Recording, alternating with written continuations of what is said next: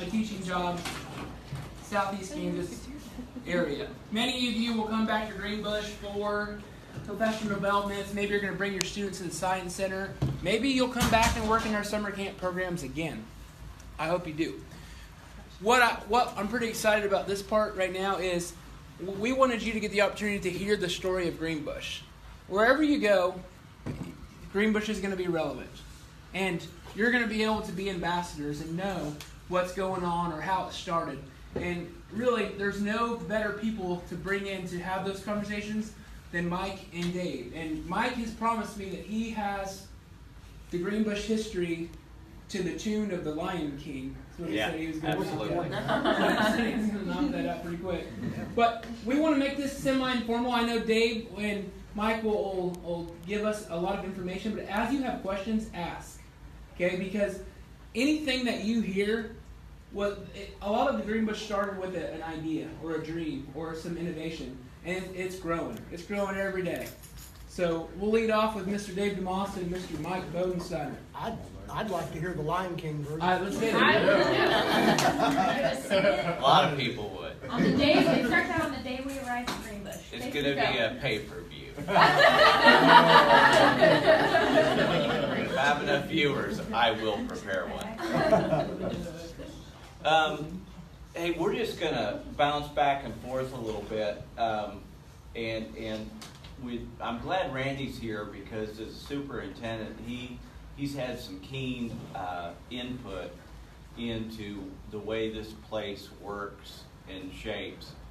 The big piece, and you may not know it, there is no other place, a service center like this anywhere in the world. Some call it luck, some call it fate, but there are all these things that lined up to create where we are today. And what I found in my 32 years here, and especially the last 8 or 9 as executive director, is how fragile that is.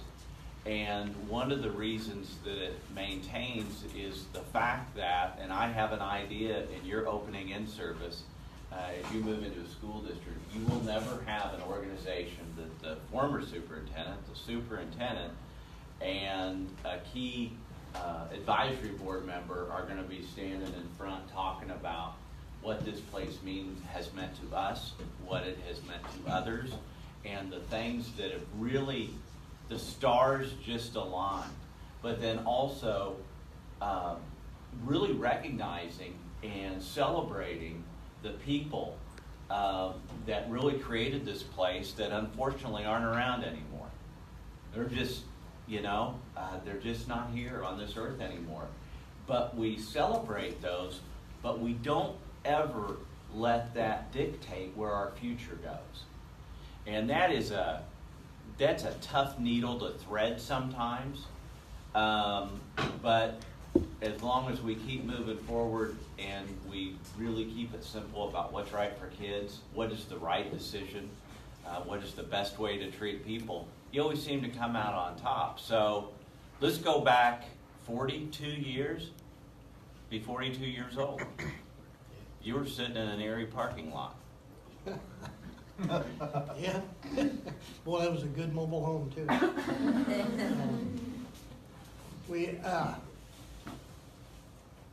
Greenbush started because a group of really far-sighted people wanted to figure out a way to bring programs for their kids that were not available on their own.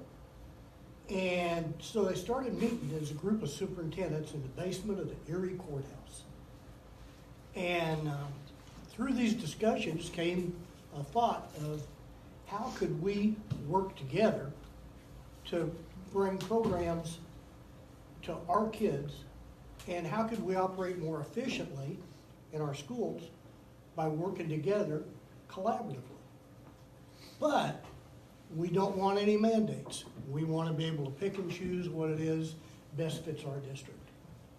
And at that time, we had what we called first-class city districts, like Pittsburgh. They considered themselves a first-class city and could not see themselves collaborating with Girard, much less Howard. And so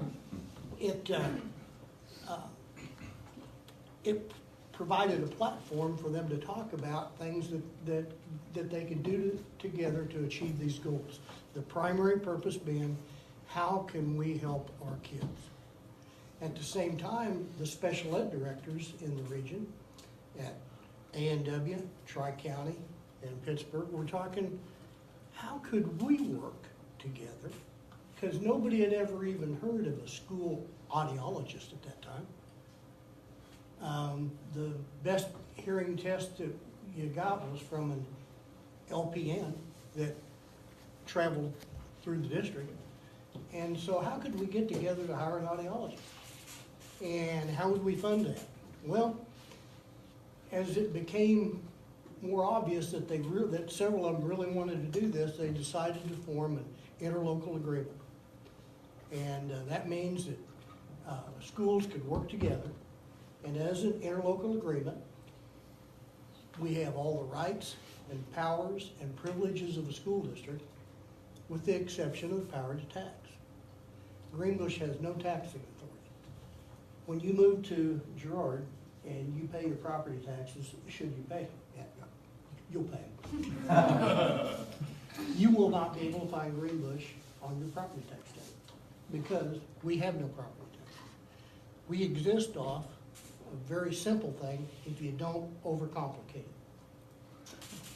it. Brandy likes it. Overcomplicate. That is, we provide any service that school districts want that they're willing to pay for. Okay, so that makes it real simple, you know?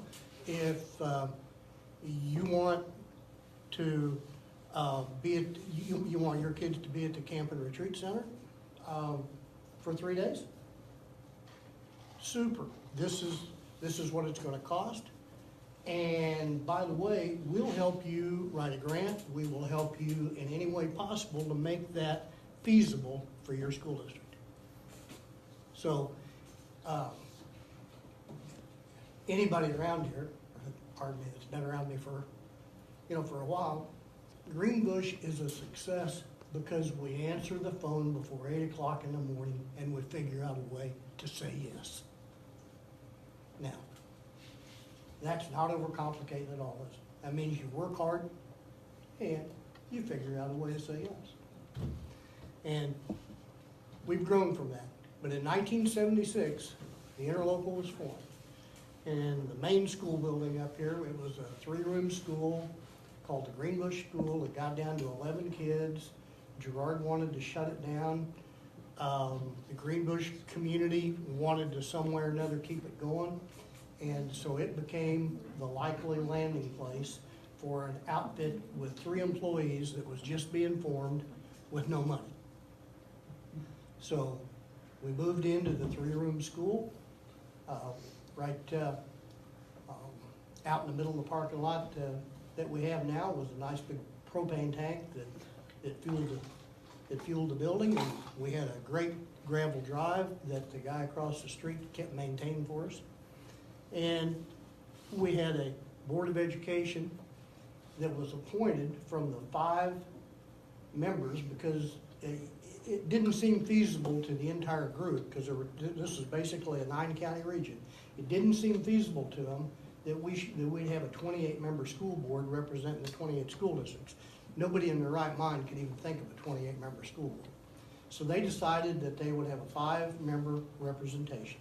And that turned out to be Erie, Yates Center, Riverton, Girard, and then because we had a great opportunity to expand in career and technical education with a large grant from the State Department of Ed that was designed to help schools establish building trades programs across the region. But we needed a community college to be a part of our consortium to be able to get that grant. So Fort Scott Community College was chosen to be the 5th member of the board. And that's how we ended up for a 5-member board. And one of the most important things that happened from that, and there was a lot of important people involved. When you're up in the old building, I guess it's not an old building, you got it remodeled in great shape. The, when you're walking down the hall towards the administrative offices, there's the alcove with the ramp that goes around like this, okay? Walk through that. It's just full of the history of Greenbush. Just walk through there and take a look at it. But we were lucky to have Dr. Robert Hederline, and his name's on the building. Dr. Hederline is a very famous Kansan. Not only was he, according to many, the best dentist in Crawford County, he was the president of the Kansas Association of School Boards, and the only Kansan to ever be elected president of the National School Board Association. And he made a huge impact on Greenbush and helping Greenbush grow. He had a lot of contacts. And over the years, we've had wonderful board members that served as at-large representatives. Yeah, they were from the Erie School Board or from the Riverton School Board, but they served as at-large representatives for everybody. How can we make good things happen for kids? That's the constant theme of any board meeting at Greenbush. Yeah, we're a complex organization, but still the basic premise of tell us what you want and we'll make it happen for you if you're willing to pay for it. We have no tax base. So a lot of people say, well, how does that place keep growing? Well, you answer the phone before 8 o'clock in the morning and you figure out a way to say Yes. so. I guess I'd like to know, I'm going to do the early history, and I'm sure Michael fill in from 1987 when I first met him, when I walked into my office and he and his first wife were there. It was,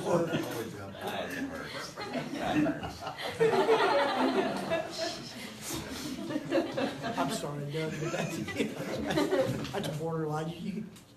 You'll be all No, right I with think that it's one. good. We need some spice. So, it's we've had our challenges, and we've worked through them. And today, those founding fathers would have never envisioned a group of us sitting around this table in this facility planning what you guys say is pretty much booked up summer camps for kids at this agency. It just, you know, when you ask a Greenbush staff member that's been around here for a long time, they'll tell you the biggest change on this campus is when we opened the Science Center in 1996, and Mike had a tremendous amount to do with that. And those yellow school buses started turning in because it put Greenbush on the map. All of a sudden, when a child went home from here and the parents says, what did you do? What did you do at school today? Why, they couldn't believe I got to wear a lab coat and I got all the sticky stuff all over me, you know? And it's, it really made a difference. So we have, and you have, and you will again, make a huge difference in kids working at Greenbush. What do you want to know? I like the story about how it got called Greenbush. Mike already told me, so I already know, but I don't know if anyone else knows. Do you guys know why it's called Greenbush? I want to know. Yeah. The legend of So tell us Greenbush? that- Yeah. Tell us that story if you know. He's In got that song from the format, Lions. please. We can Okay, give you That's that's the second verse I'm working on. Is that over there? History has it that long ago, that a priest was rolling through the countryside, and Kansas thunderstorm came up, and it was a doozy. and he hid under a green bush. And he prayed to God that if he survived this thunderstorm, that he would build a church. He survived, and he built a church. And the church, I think, burned down. Why? So that's the remains. But and when you travel across the state, our official name is Southeast Kansas Education Service Center, Interlocal 609. But everybody just refers to us as Greenbush, the unincorporated village in which we live. And that's part of kind of the mistake. And with the branding piece that Doug works on, we have something that, since I have cool shoes on now, that Nike had to pay millions for. And that's a brand. Their little swoosh. Well, heck, we got ours for free. And we ride that pony really hard because it's, but that's a two-bladed sword though, especially with our employees in the school districts we work with. It's a real responsibility. And as you move into school districts, that USD number and its logo and brand and image is really important. Because if I make a mistake, I've made a couple. One really wasn't a mistake. We thought it was a mistake, and in the long term, it was the right thing to do. So I've made one mistake, but First marriage? no. And that's what happens in school districts. A lot of people don't realize is you make a mistake. It's not Mike Bodensteiner's mistake, or Mike really screwed this up. Well, they may say that internally, but what are folks saying externally? It was Greenbush. And so when you start thinking about that, and guess what? If you make a mistake, it's not going to be any of you. It's going to be Greenbush. That's why it's so important, and I love the teaming that you guys do, because it really is helping each other out, because we're going to make mistakes and we're going to wish we could do things differently, but we all know it's, we're part of that 450, 500 other employees, whether they're a speech and language path on the floor and with a family in Garden City right now, or in Kansas City, Kansas, and really an inner city school that we operate in Fairfax, or whether that's here at the Science Center. We've really got to support each other, because our new staff working at Greenbush is awesome. That is not synonymous with easy. It's just, it's hard work, and what we do is hard work. And for a lot of us, it's more of a calling, I guess, especially when I look at our early childhood folks. It's a calling. They sure as heck aren't here for the money. It's a calling. And what they do, especially the speech and language paths, who I just have so much respect for, and all of it, that infant toddler network.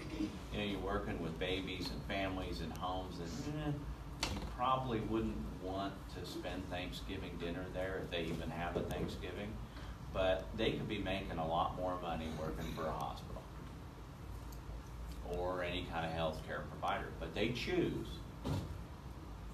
to sit on floors that you don't want to sit on and work with babies and families and help them out. And so, and we all share that, and in every position and everything that we do. David, I think it might be, let's just go through a timeline. What do you think? We got started, we got rolling. You had the media center, which just had 16 millimeter take video films, if you ever saw those, and film strips. Have anybody even seen a film? Okay. Audiovisual repair and cooperative purchasing. So you start out with those three. When you take it from that point and just start moving through a timeline, what are the biggies? Well, the biggest one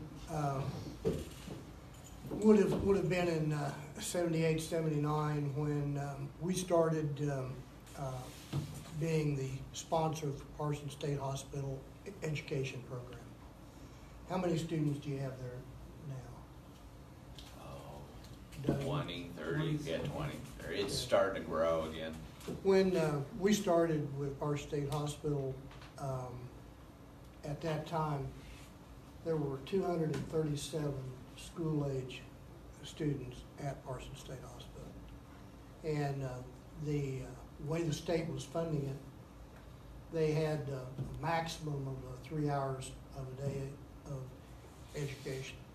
And when the state got written up in a federal audit, why they had to figure out a way to collaborate. And so they looked for any one of the three special ed co-ops to operate Parsons State Hospital. And none of them felt like it was their niche. It needed to be a regional deal, and they recommended that Greenbush do it and that they would support Greenbush in that effort.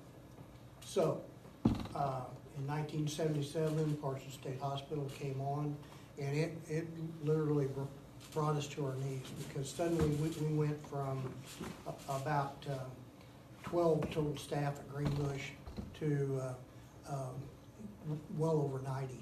And we were located there, and it took a lot of my time, and it took a whole lot of time of my colleagues helping me manage a special ed program that I really had no experience with before. But guess what? Students suddenly had a 6-hour school day. We had teachers with real certifications and degrees. We had paraprofessionals that were trained. The whole crew had a professional development program for them, and we had support systems for kids that we didn't have before. That was a major, major move in regard to the history of Greenbush. And because, and it goes back to the adage, if you do a real good job with something, odds are you're gonna get another chance. You're gonna get more opportunities. You build on your opportunities. Not to say everything is a complete success, but you build on success. And because we had done such a good job with Parsons, the state then contracted with us to do Winfield State Hospital, and then Kansas Neurological Institute, and then the Youth Center at Topeka. Lo and behold, we did such a good job with those populations that the state then contracted with us to do the special education identified population for the Department of Corrections. And so we began to work in those areas. Those milestones were niches that nobody else wanted to move into because it was too damn hard. So we did it, we made it happen, we made the right things happen. And it's all about people. If there's one thing that I can tell you, and when Michael told me who I was talking to, I was thinking, what could I say?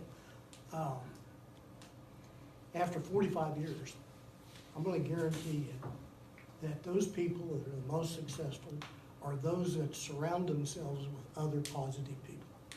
Surround yourself with positive people that push you, want you to achieve higher goals. Surround yourself with people that they're not in the least bit negative, they're not in the least bit jealous, they just want to achieve more for kids. And you surround yourself with those kinds of people, and you're gonna have a career. You're gonna have a career that you enjoy, and you're gonna have fun. And it's important to have fun. But you surround yourself with positive people, and that kind of stuff happens. We had some real challenges in making certain that we had great folks, but we've been blessed, and I could start naming names, but folks that it had all come together. So let's just say that there's a lot of people that made this happen right from the start. The audiology program is one of them.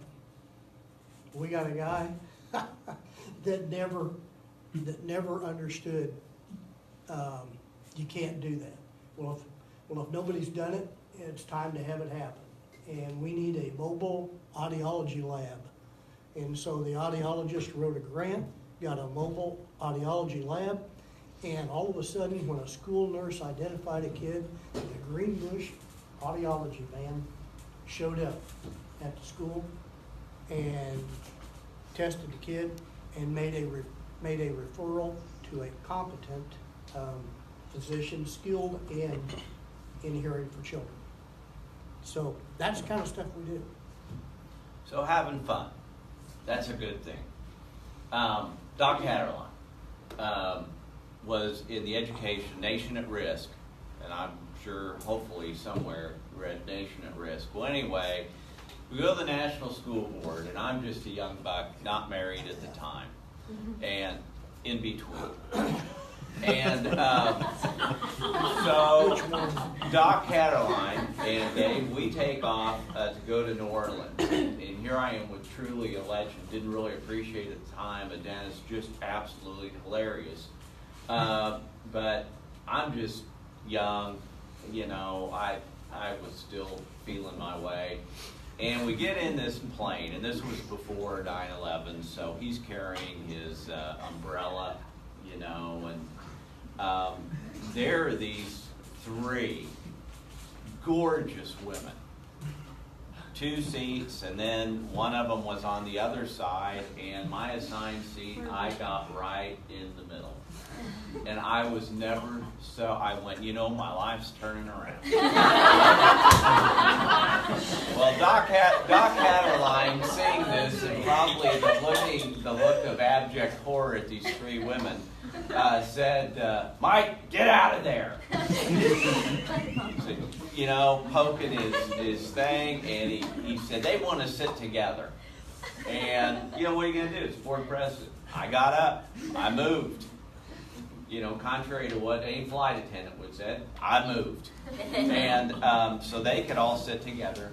Well, then he starts talking to them. And he had overnight become a forensic dentist with the FBI. And so the entire flight, while I'm sitting alone, he's mesmerizing these 3 women with his stories of FBI cases. Of course, he's a dentist, so he could say anything he wanted, so he could just inject enough dentist talk. And I'm sitting by myself. Well, finally, one of them said, well, who's he? My chance. Oh, don't pay him. He's my assistant. Don't worry. That was it. That was having fun.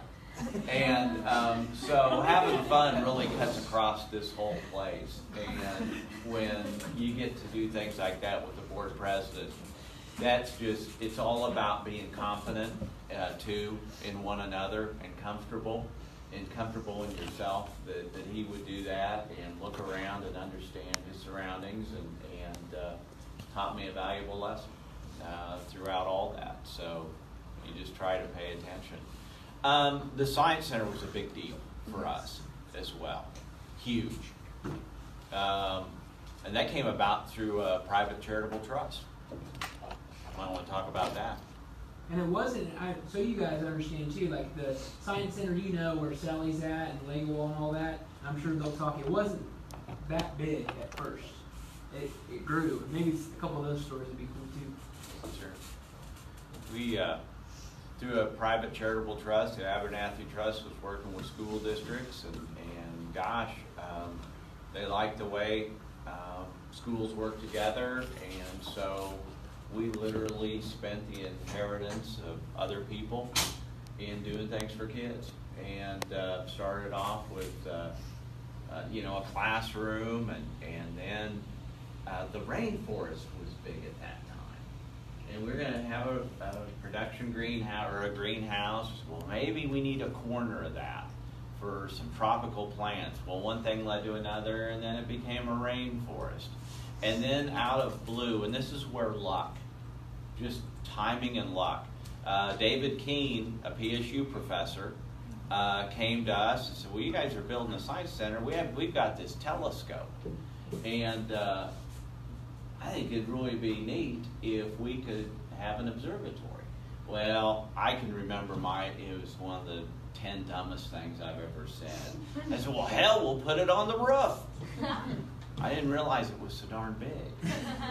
And so PSU, and this is where folks like Randy come in.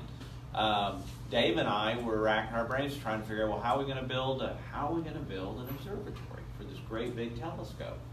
And we had just about given up about it, and two superintendents, Bill Biggs, he was at ARMA, and Merch Norris, what? Billy Norris. Billy Norris. At Yates Center heard us talking and said, and really kind of got irritated. Why didn't you tell us about this telescope? You know, if school districts can't figure out a way to share, to build an observatory, PSU provide the telescope, then we shouldn't be superintendents. Well, they shouldn't have said superintendents. They said, then we shouldn't be educators.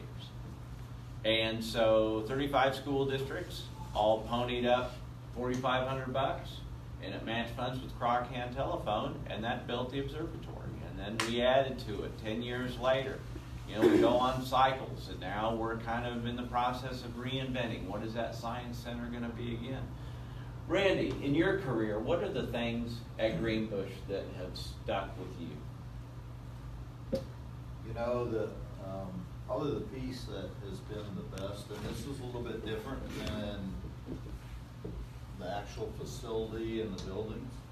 It's more about what Dave said and the people, the relationships that were built here at Greenbush, and that you will experience as you go into education. To me, as a superintendent, as an educator, that's one of the most important pieces that you need to experience, because of the relationships that I had, that my teachers had, that other staff had with Greenbush, helped us educate kids, do a better job with kids across the board. And we had the opportunity, I had the opportunity, I was at Erie for a while, moved from there, and then finished up at Eureka. And so from that aspect, at Erie, I was on the board, close proximity, could send kids over to the Science Center, could do things of that nature. Well, go to Eureka, still want that opportunity for kids to experience Greenbush, to be able to do things with Greenbush. And not only the kids, but also my staff. That's an hour and a half away. So it's hard to send a bus an hour and a half, you know, to come down here for a couple hours and then send back home. So, for us to experience Greenbush, we have what we call the Life Education Center. So Harold. You guys probably know Harold. It came to us. My two daughters, they remember Harold today. They're your guys' age. So that experience, that relationship is probably the biggest piece for us.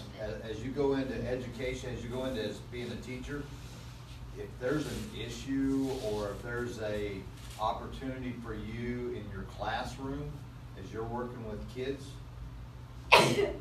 there's probably something through Greenbush that can help you through that time. Whether it's difficulty with a challenging student, whether it's, man, I want to do something different. I want to get outside my box, so I'm not doing the same old with my kids. There's probably somebody on staff, or there's probably a professional development piece that you can attend that will help you go beyond. And so then, because Greenbush is the central place that a lot of educators come, you'll develop relationships with other teachers at other school districts. And so again, that expands your opportunity to be creative in what you do with kids. And so it's all goes back to relationships that started with me, with Dave and Mike, and what they did for me. Because as a young superintendent, they helped me become a better superintendent. The couple things that when you move into your buildings, the other thing about Greenbush is we just don't employ teachers. You know, sociology. I have a master's degree in sociology, and so I call them connectors. They're just people that naturally connect with other people, and they see connections between other departments, other grades, other programs. They're just not everybody's a connector. Be a connector if you can. The other thing is we always talk about the successes of Greenbush. The life education, it's interesting, you know, when the economy dropped, I'm the one that fired Harold. And despite all the great things that I know I've done for kids, that will be one of those that just bothers me. That I wasn't creative enough to figure out a way to keep Harold on the road. And I'm reminded of that every time someone brings up Harold. How many people here, as a kid, had Harold come to their school? Great. Sorry, that wasn't my intent. No, I know it wasn't your intent, but I think that one just cuts to my soul. It's just like, oh my, you fired a giraffe, dude. Talking giraffe.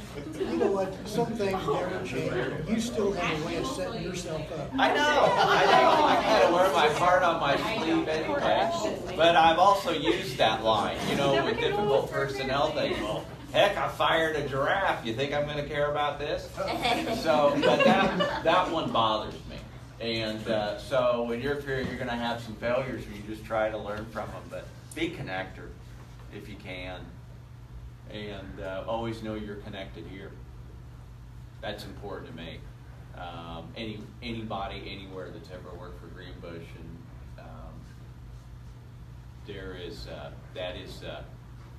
we make fun of Michael, but it's the big leagues. And if you move out of state, people are going to know about Greenbush. It just amazes me. Someone went to a national conference, came back, she said, my God, I didn't realize how famous we were. Well, yeah, but we don't act it. We just do it. And we don't worry about being in the paper and taking credit, really trying to blame other people for our success is absolutely key. It has been an hour. Well, I got one question, and I bet some others might have a question. But I'm curious, you know, many of us are in this room right now learning about Greenbush because they were brought here for a position to teach summer camps. How did the summer camp program get going at Greenbush? Whose idea was that? How did that come about? Didn't that originate from a committee that was chaired by Dr. Hatterline? Committee, and then it was supplemented with they were called educational in educational, I don't know, some grant, and that we got a grant, a matching grant with schools. So superintendents and doc really started pushing it. We got a grant through the Science Center to start having some summer programming, so it was just a natural evolution. 10 years ago when we built this place,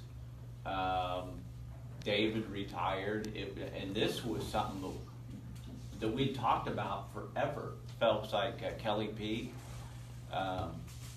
who spent her time on the ropes course, and I mean, it was something that we talked about. Greenbush is really good at trying to, you have a vision, but you're flexible enough. You don't know exactly.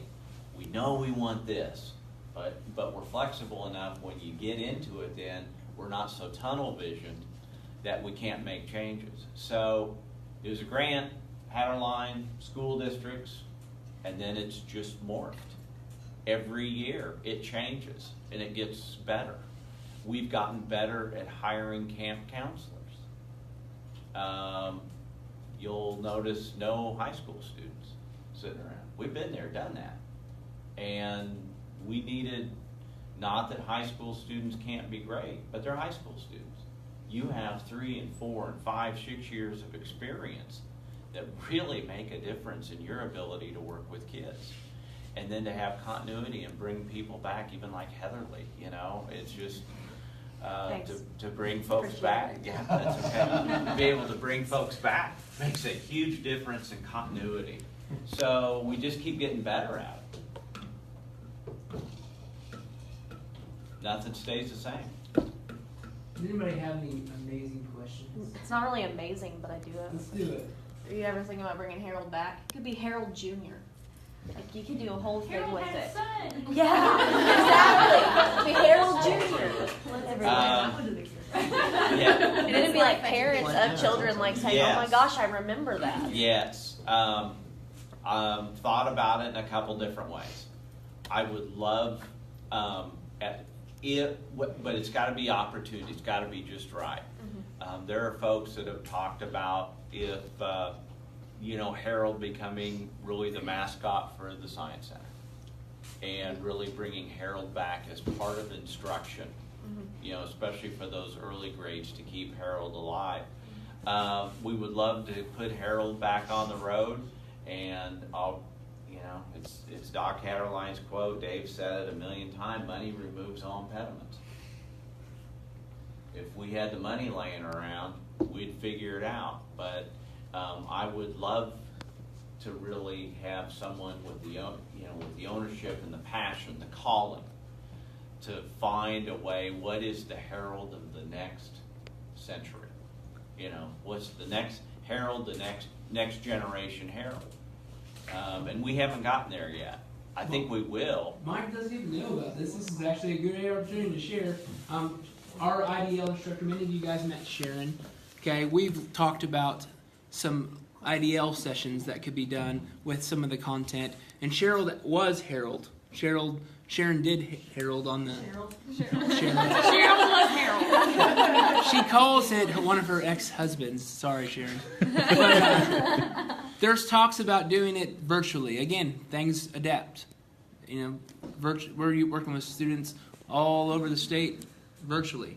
If you haven't seen that giraffe that's painted on the sidewalk right outside Design Center, that's Harrison's. The piece I would say about that is kind of what Mike says. Some of that is dealt around with the needs and money, but some of that, the biggest driver of that is what's needed for students. And so over time, things change, and so that's a piece that's probably changed. Now, Harold will always have a piece of history with Greenbush. So for Harold to relive, it's going to have to be in a special way and a special need for school districts. I could see Harold becoming a career advisor for young children. Harold talking about health and wellness, that's important, certainly. But if we want Harold to really hit the road, it's got to be about college and career ready. That's the parade, and some of the big changes we're going to be making on this campus are all about college and career ready as they cycle through. Harold working with young kids around careers, that could fly. That could fly. But what that looks like, the delivery method, that's when we need somebody with the calling and the passion. There's your opportunity for creativity. Because what doesn't work is me going to Sydney and saying, "Hey, I've got this really great idea. We need to have a rebirth of Harold, and here's the puppet, and here's some brochures of the history, and now develop it for a career." Career. Yeah. And Sydney will look at me like she has in the past, but she'll be nice and have a smile on her face, and go home and tell her significant other, "You won't believe this one." You won't believe what the old man came up with today. So, Any other questions? We thank you a lot for this opportunity to educate us. And again, this summer we're going to carry on that mission that was started 42 years ago. We're going to answer the phone before 7 or before 8 o'clock. We're going to find a way to say yes. We're for sure going to have fun. But again, it's all going to be about the people. It's not going to be about the science center. It's not going to be about the ropes course, the cabins. It's going to be about the people sitting at this table. That when those kids go home, oh my gosh, Ashton was my hero. You know, I really had so much fun with Keaton. Those are the things that our students, our campers, are going to remember, who will eventually maybe become camp counselors someday and want to do it because of you, or make an impact in their life. Something that I think that is powerful. And if you can find a way to throw Harold into camp too, it might make it happen. that's fine. And the thing is, you guys are already doing it. You're already doing it. I know you all get together in the evenings. I think last night you went out. You're being connectors, and that's what it is. And we have a lot of folks at Greenbush that are connectors and hang around together outside of work, and I think that's cool. That's cool. Hey, for their next gathering, I was just wondering if Andy could host a party at your house. Tell you what, we're going to be gone for the next week. Yeah, We know where the extra key is. we fired Andy. So Here's a good story. yeah, we fired Andy and have a couple nuns taking care of us. Well, no, that's not true. That is not true. We did not fire Andy, but yeah, come on over. We're gone. I told Andy a year ago. I said, "What I don't know won't hurt me." Now, little did I know that Alexa records conversations. So, anyway, that was fun. And the answer is Neil Armstrong. Right? Yeah, the answer is Neil Armstrong. I forgot about that. The answer is Neil Armstrong. Well, thank you much. Thank you. Have a great summer.